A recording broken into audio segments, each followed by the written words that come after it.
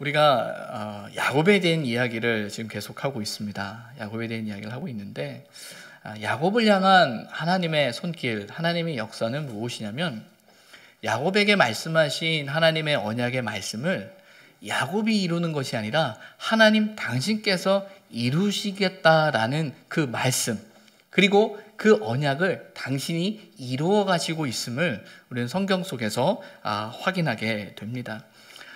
창세기 28장에서 야곱이 베델에서 하나님을 만나게 되죠. 그 만남 가운데 하나님께서 야곱에게 하시는 말씀은 첫 번째는 내가 누워있는 그 땅을 너와 내 자손에게 주겠다라는 것이에요. 두 번째는 내 자손이 땅에 티끌같이 많게 할 것이다 라고 약속하셨습니다.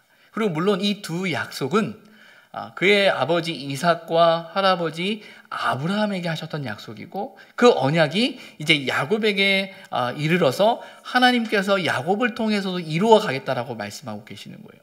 그래서 야곱을 향해서는 이 모든 일이 이루어질 때까지 이 일을 내게 허락한 것을 다 이루기까지 내가 너를 결코 떠나지 아니할 것이다 라고 말씀하시면서 이 언약을 하나님께서 이루어 가시겠다라는 약속의 말씀을 주신 거죠.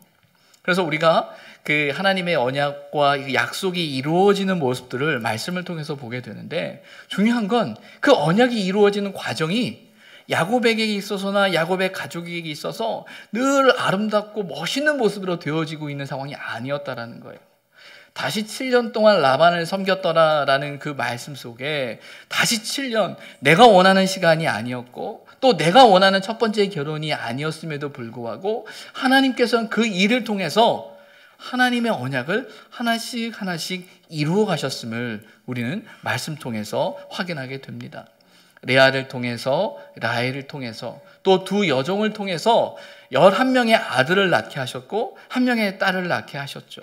이들을 통해 이제 하나님은 이스라엘의 12지파를 세우셨고 정말 내 자손을 땅에 티끌같이 많게 하시겠다라는 그 언약의 말씀을 이루고자 하셨음을 우리는 말씀을 통해서 확인하게 됩니다. 오늘 우리가 읽은 이 본문은 이제 하나님의 언약의 성취가 그의 자손을 통해서 되어진다라는 그 약속을 이루어 가시는 모습과 함께 이제 야곱에게 하나님이 허락하시는 이제 재물, 땅의 복을 허락하심에 있어서 그 일이 어떻게 이루어지고 있는지 오늘 성경은 우리에게 이야기하고 있습니다. 그 일의 가장 큰 핵심은 무엇이냐면 결국 사람이 할 수 있는 일이 아니라는 거예요. 하나님이 그를 통해서 그 약속을 이루어 가신다라는 거죠. 우리가 읽은 본문 31절의 말씀을 보면 라반이 야곱에게 이렇게 질문합니다. 라반이 이르되 내가 무엇으로 내게 주랴라고 묻습니다. 이 질문의 배경은 앞선 25절부터 30절까지에 나와 있는 그 배경에서 출발하게 됩니다. 25절에 보면 라헬이 요셉을 낳았을 때라고 되어져 있어요. 라헬이 요셉을 낳았을 때라고 한다라는 것은 이제 야곱이 라헬을 위해서 기쁜 마음으로 섬겼던 7년의 시간과 함께 더 나아가서 다시 7년을 섬겼던 그 시간이 다 갔음을 이야기하는 겁니다. 그럼 전체 몇 년이죠? 14년이라는 시간이에요. 그 14년이라는 시간이 다 흘렀을 때 야곱이 이제 라반에게 뭐라고 이야기하냐면 나로 이제 내가 일하고 얻은 처자를 내게 주시어 나로 가게 해 주십시오. 내 고향으로 떠나게 해 주십시오 라고 말을 합니다. 그런데 라반의 대답은 무엇이냐면 하나님께서 너를 통해 나에게 복을 주셨다. 그래서 내가 그대로 좀 있었으면 좋겠다. 나와 더 함께 있었으면 좋겠다라고 이야기하는 거예요.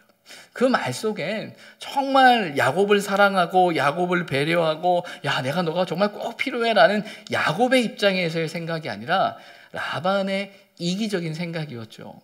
저 친구 정말 일도 잘하고 저 사람이 오고 나서부터는 정말 자신이 잘 되는 모습을 보기 때문에 좀 더 있었으면 바라는 마음이에요. 그러면서 이제 품삯을 정하라 라고 이야기를 합니다. 이렇게 말하자 야곱이 하는 말이, 내가 언제 도대체 내 집을 세울 수 있겠습니까?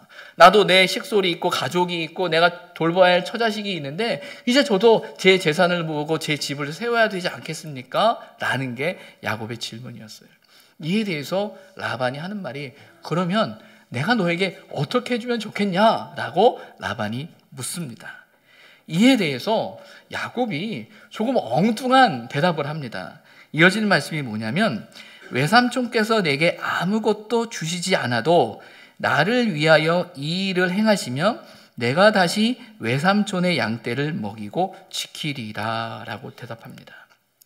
아니, 외삼촌, 나에게 다른 것 아무것도 주지 않으셔도 됩니다. 주지 않으셔도 되는데 이 일만 이렇게 할 수 있도록 허락해 주신다면 내가 당신의 양떼를 두루 살피도록 하겠습니다 라고 이야기를 하는 거예요. 야곱이 요청하는 것이 무엇이었을까요? 어떤 면에서는 야곱 입장에서는 삼촌이 그렇게 이야기한다면 지금까지 고생한 수고가 있기 때문에 뭐라도 정말 한미천을 좀 마련할 수 있도록 큰 돈을 좀 요구를 해보든지 하면서 나름대로의 자신의 요구를 이렇게 관철시키는 것이 더 맞지 않았겠어요? 근데 야곱의 요구는 어떤 것이었냐면 32절에 나오는 것처럼, 내가 외삼촌의 양떼에 두루 다니면서 그 양 중에 아롱진 것, 점 있는 것, 검은 것을 가려내어서, 또 염소 중에도 점 있는 것과 아롱진 것을 가려내어 그것이 나의 품삯이 되게 해주십시오 라고 이야기하는 거예요. 다른 것이 아니라 내가 돌보고 있는 삼촌의 양떼와 염소떼 중에서 얼룩지고 검고 또 나름대로 이렇게 보기 흉한 그런 것들을 제가 내 품삯으로 갖게 하겠습니다 라고 이야기를 하고 있는 겁니다. 여러분, 생물학적으로 따지게 되면 그러니까 양과 염소의 흰 양과 염소와 여기 나오는 점과 얼룩지고 아롱진 것과 비교했을 때 무엇이 우성일까요? 무엇이 우성이고 무엇이 열성일까요? 갑자기 생물 시간이 돼서 좀 당황스러우신가요? 보게 되면 점이 없는 것, 흰 것, 그것이 우성이에요. 우성. 그리고 점이 있고 얼룩진 것은 이제 열성이라고 이제 구분을 한다고 하는 거죠. 그런데 우성과 열성이 탄생하는 비율을 따지게 되면, 만약에 4마리의 새끼를 낳는다고 가졌을 때 3마리가 우성이 되고 1마리가 열성이 된다는 거예요. 그러면 야곱의 입장에서 라반에게 요청한 것이 아롱진 것, 검은 것, 점 있는 것을 자기 걸로 하겠다라고 한다 그러면 야곱의 계산에는 4마리 중에 1마리를 자기 것으로 하겠습니다 라는 뜻처럼 해석되어질 수 있겠죠. 근데 여러분, 이 사실을 야곱만 알았을까요? 아니면 라반도 알았을까요? 라반도 똑같이 야곱처럼 목축을 하는 사람이죠. 누구보다도 양도 잘 알고 염소도 잘 아는 사람이에요. 야곱이 이렇게 요구를 했을 때 이어지는 34절에 보게 되면 내가 내 말대로 하리라 라고 되어져 있어요. 좋다. 내가 원한다면 그렇게 해줄게 라고 흔쾌히 이야기하는 거예요. 왜냐하면 그에게 생각이 있었거든요. 어떤 생각이냐면 이어지는 35절과 36절에 보면 그 허락을 하면서 2가지를 하게 되는데, 첫 번째는 뭐냐면 순염소 중에 얼룩무늬 있는 것, 점 있는 것을 가리고 암염소 중에 아롱진 것과 점인 것을 가려냅니다. 또 양들 중에서도 그걸 다 가려내요. 자신이 지금 있는 자신의 소유들 중에서 그걸 가려내서 야곱을 줬습니까? 줬어요, 안 줬어요? 안 준 거예요. 그것을 가려내서 누구에게 줬냐면 자신의 아들들에게 줬습니다. 그리고 이어지는 36절에는 뭐라고 나오냐면 자기와 이제 라반의 양들과 야곱 사이의 길을 사할 길도 떼어놨다라는 거예요. 이 말은 어떤 겁니까? 이쪽에서 영향을 받지 않도록 하는 거예요. 그러면 야곱에게 남은 것은요, 말 그대로 우성인자를 가진 양과 염소만 남겨둔 상황입니다. 자, 누구보다도 라반이 양과 염소에 잘 알았고 그 경험적으로 어떻게 새끼가 태어날 것인가라는 경험치를 갖고 있어요. 그러면 우성만 모여져 있는 이 양과 염소 사이에서 열성인 점과 아롱진 것이 태어날 확률이 얼마나 될까요? 태어나도 얼마 안 되는 확률인 거예요. 그 사실을 라반이 너무나 잘 알았죠. 근데 야곱은 흔쾌히 내가 라반의 남은 양떼를 지킬 것이다, 칠 것이다라고 이야기하고 있습니다. 자, 이렇게 된 상황이면, 이런 상황이라면 결과가 어떻게 나와야 될까요? 어떤 결과가 나와야 상식적일까요? 잘 될까요? 못 될까요? 여러분에게 믿음을 묻는 게 아니에요. 그냥 생각해 보세요. 아롱지고 검은 게 많이 나올까요? 적게 나올까요? 적게 나올 수밖에 없는 거예요. 라반은 다 계산을 하고 있었단 말이에요. 그런데 우리는 읽진 않았지만 이어지는 43절 마지막 3절에 보게 되면 43절에 이렇게 이야기합니다. 이에 그 사람이 매우 번창하여 양떼와 노비와 낙타와 나귀가 많았더라. 번창했대요. 번창했어요. 어떻게 해요? 아니 분명히 야곱이 가지고 있는 양떼는 그가 남은 양떼를 쳤다라고 할 때 그가 가지고 있는 남은 양떼 속에서는 열성인자의 양과 염소가 많이 탄생할 수가 없는 상황이에요. 그런데 어떻게 번창했을까요? 야곱도 도저히 이 양만 쳐서는 안 될 것 같아서 다른 직업을 구했을까요? 또 다른 일을 했을까요? 이해할 수는 없지만 오늘 성경은 분명히 그가 번창했다라고 되어져 있습니다. 그럼 어떻게 번창했는가라고 이야기할 때 37절 이하의 말씀을 보게 되면 야곱이 버드나무와 살구나무와 신풍나무의 푸른 가지를 가져다가 그것들의 껍질을 벗겨 흰 무늬를 내었다라고 되어 있어요. 그리고 그 나뭇가지를 양과 염소들이 짝짓기를 할 때 특별히 아롱지고 얼룩진 것이 태어날 수 있도록 그것을 놓게 해서 그것을 볼 때마다 아롱지고 얼룩지고 점 있는 것이 태어날 수 있도록 했다라고 오늘 성경은 기록되어져 있지요. 근데 여러분, 이게 과학적이고 논리적인 사실일까요? 이 부분에 대해서 많은 주석에 보게 되면 이건 미신적인 행동이다라고 되어져 있어요. 그러니까 과학적인 논리를 가진 것이 아니라 그렇게 생각을 하는 거예요. 다른 말로 말하면 그렇게 될 수 없었던 거예요. 야곱의 입장에서 만약에 정말 야곱이 무언가를 더 했다라고 가정한다면 그가 할 수 있는 유일한 것은 약한 양과 튼튼한 양을 구분하는 정도가 될까요? 그 외에는 야곱이 할 수 있는 게 없었어요. 그런데 어떻게 이런 결과가 만들어졌냐라는 거예요. 이어지는 31장 1절에 보게 되면 그렇게 번창하게 된 야곱을 바라보는 라반의 아들들의 시선이 나옵니다. 뭐라고 이야기하냐면요. 야곱이 우리 아버지의 소유를 다 빼앗고 우리 아버지의 소유로 말미암아 이 모든 재물을 모았다 하는지라. 이 말은 뭐냐면 정상적인 방법으로는 결코 야곱이 부자가 될 수 없다라는 걸 그들도 알았던 거예요. 지금 자신들이 생각할 때 야곱과 라반 아버지와 계약한 내용이 내가 무엇인지 아는데 그것이 야곱의 품삯이 되었다라고 한다면 결코 야곱은 부자가 될 수 없음을 알았어요.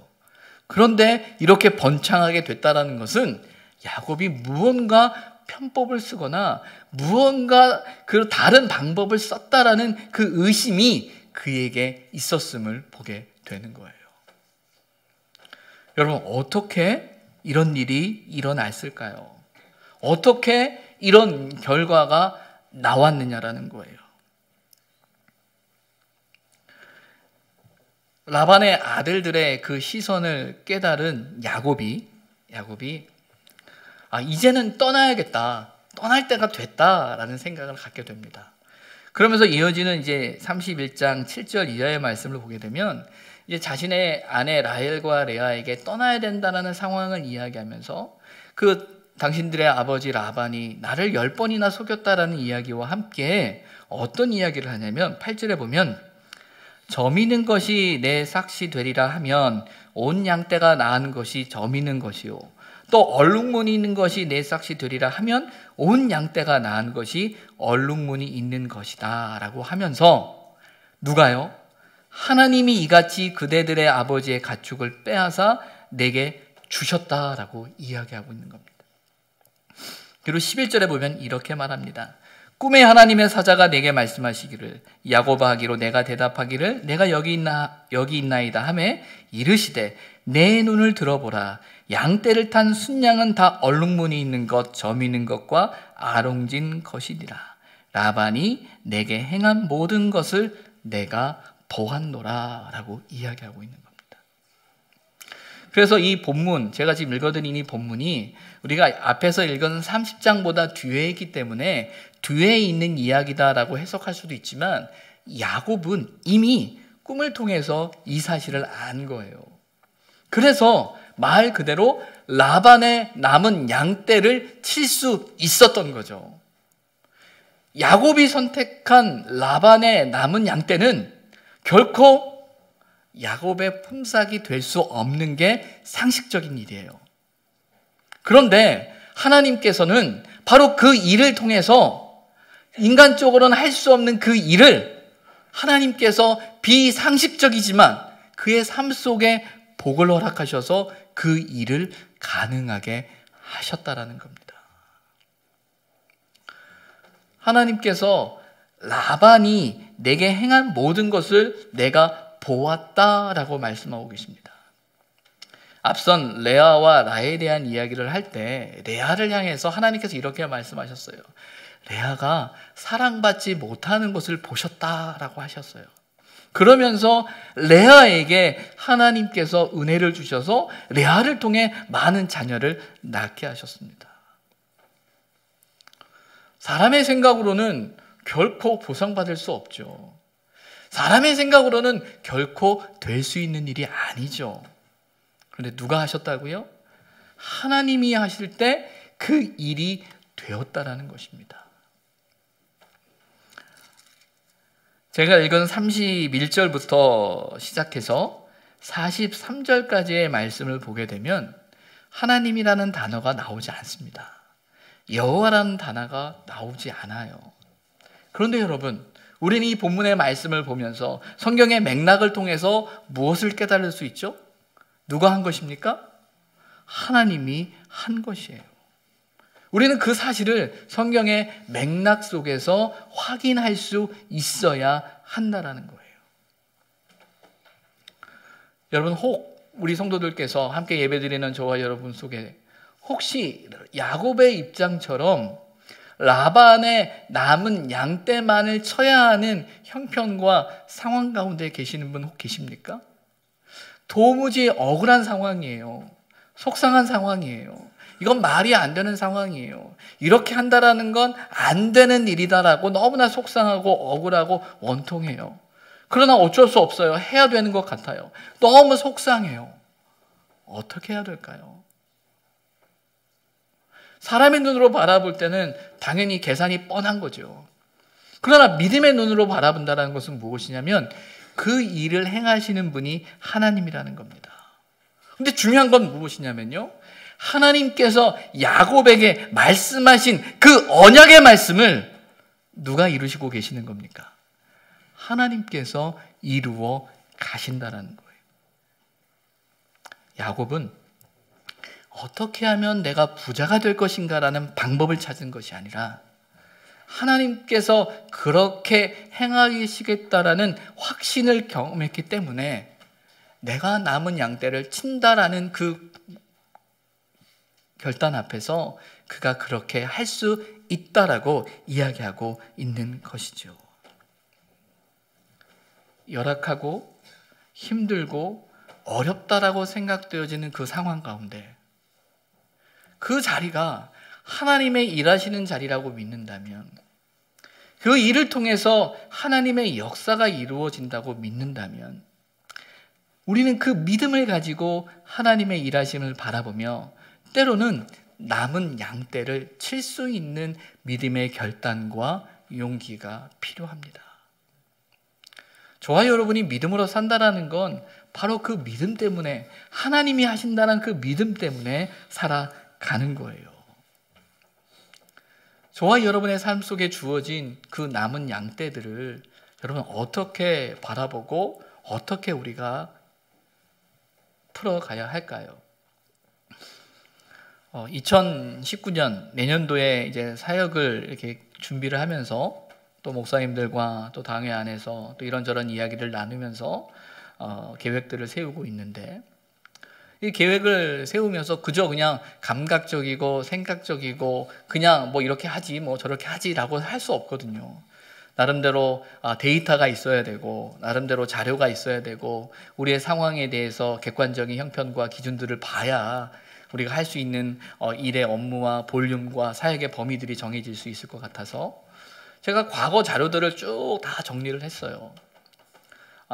향후 예전 20년 자료부터 쭉 정리를 했죠. 그 20년 자료라는 건 제가 교육 전도사로 처음 부임했을 때 그때부터 시작해서 오늘날까지 2018년까지죠.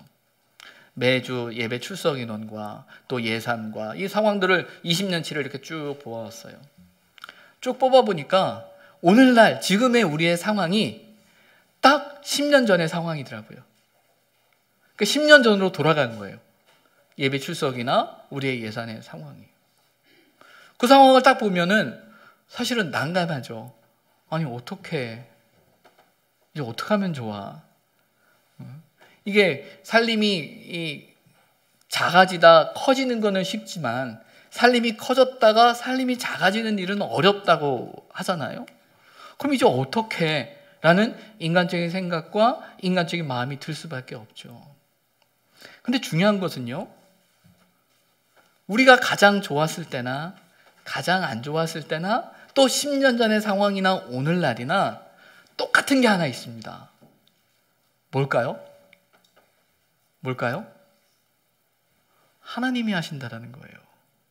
어떤 면에서는 제가 올해의 상황이 우리가 10년 뒤로 갔습니다 라고 이야기를 할 때 여러분들은 아휴 어떻게 하면 좋아 라는 생각이 들지도 모르겠어요. 근데 중요한 건 뭐냐면 저는 97년을 알거든요. 처음 이사 왔을 때 우리 교회를 알거든요. 그때 생각하면 야 이만한 것도 정말 감사한 일이다라고 밖에 생각할 수밖에 없어요. 근데 중요한 건 뭐냐면 그때나 지금이나 하나님의 역사하심 가운데 있는 거예요. 문제는 우리가 이 상황 속에서 하나님을 바라볼 수 있는 믿음의 눈이 필요한 거죠. 어떤 면에서는 하나님이라는 이름이, 여호와라는 이름이 한 구절도 나오지 않아도 하나님이 행하고 계신다라는 믿음의 눈을 갖게 될 때 우리는 남은 양떼를 칠 수 있는 겁니다. 그래서 욥은 이렇게 고백하지요. 주신 자도 여호와시고 취하신 자도 여호와시다라고 고백할 수 있는 겁니다. 저와 여러분의 인생이 우리가 이루고자 하는, 내가 이루고자 하는, 내가 성취하고자 하는, 내가 이걸 경험했기 때문에 늘 언제나 그것이 내 능력이라고 생각하면 그거는 곤란한 일입니다. 그것 또한 하나님이 주신 거예요. 하나님이 허락하신 거예요. 그리고 설령 내가 지금 그 자리가 아니라 할지라도 이 또한 하나님의 역사와 하나님의 이끄심 가운데 하나님의 언약을 이루어가는 하나님의 손길 가운데 있다라는 그 믿음이 우리에게 있어야 되는 겁니다. 그런데 우리는 우리 눈에 보이는 결과, 내 손에 만져지는 그것만이, 때로는 그것이 내 마음에 흡족해야만 하나님이 하신다라고 생각하면 그것은 믿음이 아닙니다. 우리의 욕심이고 우리의 이기적인 생각이죠. 하나님 앞에 순종하고 믿음으로 살아가는 일은 하나님 이만큼 하셔야 내가 하나님이 계신 줄 믿겠습니다가 아니에요. 비록 실패의 자리라 할지라도, 가장 연약한 그 자리라 할지라도 그곳에서부터 역사하실 그 하나님을 믿어야 한다는 겁니다. 하나님은 철저히 야곱의 인생을 만지실 때 끊임없이 그에게 말씀하시는 것은 무엇이냐면 당신이 한다는 거예요.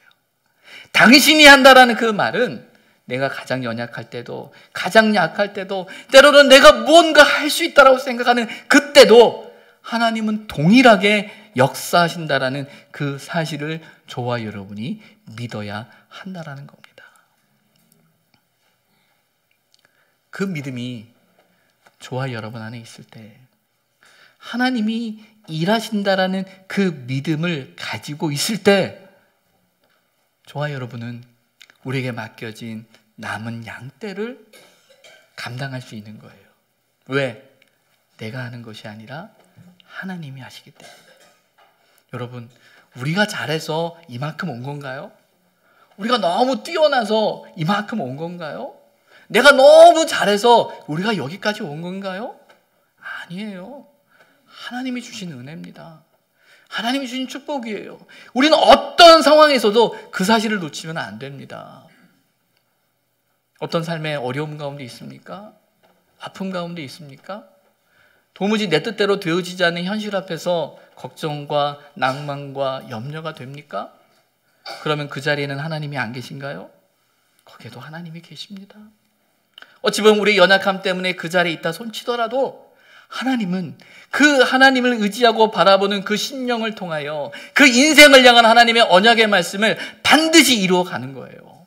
우리는 그 사실을 믿고 하나님을 붙들어야 할 이유가 있음을 저와 여러분이 놓치지 않았으면 좋겠습니다.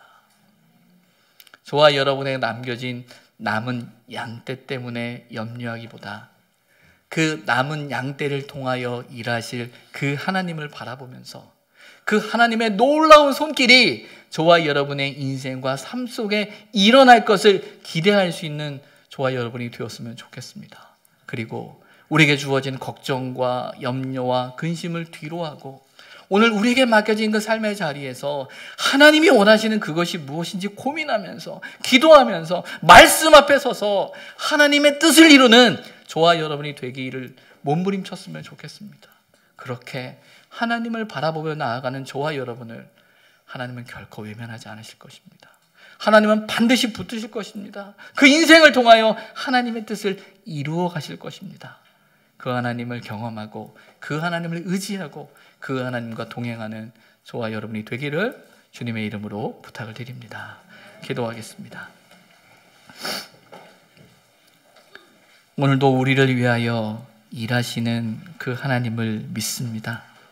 하나님, 야곱이 라반의 남은 양떼를 기꺼이 돌보겠다 결단할 수 있었던 것, 하나님이 함께 하심을 믿었기 때문인 것을 깨닫게 됩니다. 하나님, 오늘 우리에게 주어진 삶의 자리에서 우리가 감당해야 할 남은 양떼들, 하나님이 일하심을 믿음으로 바라보게 하여 주시고 그 하나님을 의지하며 믿음의 길 가게 하여 주옵소서. 우리 안에 두려움과 염려와 걱정이 있습니다. 그러나 하나님, 우리의 눈을 들어 하나님 바라보며 하나님 일하심을 믿고 의지하며 주님과 동행하는 하늘의 복을 허락하여 주옵소서. 예수님의 이름으로 기도드립니다. 아멘.